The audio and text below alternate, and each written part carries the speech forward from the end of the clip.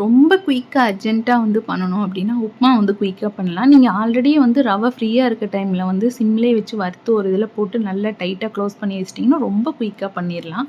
Oil விட்டுட்டு கடுகு, உளுந்தம்பருப்பு, கடலைப்பருப்பு எல்லாம் சேர்த்துட்டு நல்லா வறுபட்டதுக்கப்புறம் வெங்காயம் வந்து நீளமா கட் பண்ணி வச்சுருக்கிறதையும் சேர்த்துட்டு, பச்சை மிளகாவும் நீளமா கட் பண்ணி வச்சு சேர்த்துட்டு, கருவேப்பிலை வந்து ஒரு கைப்பிடி அளவுக்கு பச்சை கருவேப்பிலை சேர்த்து, கொஞ்சமா வந்து வெங்காயம் வதக்கறதுக்கு உப்பு சேர்த்துக்கோங்க.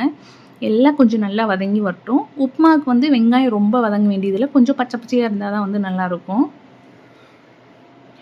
நான் வந்து 1 கப் ரவைக்கு 3 கப் அந்த மாரி வந்து தண்ணிய வந்து அளவு வைப்பேன். உங்களுக்கு இன்னும் வந்து நல்லா கொல கொலன்னு வேணும்னா, கொஞ்சம் 3 1/2 அந்த மாரி வந்து வச்சுக்கோங்க. இது நல்லா பொது பொதுன்னு சாஃப்ட்டா சூப்பரா இருக்கும். மிக்ஸ் பண்ணி கொஞ்சம் கெட்டிப்படுறப்போ வந்து சைடுல நெய் ஃபுல்லா விட்டுட்டு, அடுப்பு சிம்லயே இருக்கட்டும். ரவை போட்டதுலேருந்தே அடுப்ப கொஞ்சம் சிம்லயே வச்சுக்கிட்டிங்கன்னா, 3, 4 நிமிஷம் க்ளோஸ் பண்ணி வச்சிங்கன்னா, பெர்ஃபெக்ட்டா ரெடி ஆயிரும்.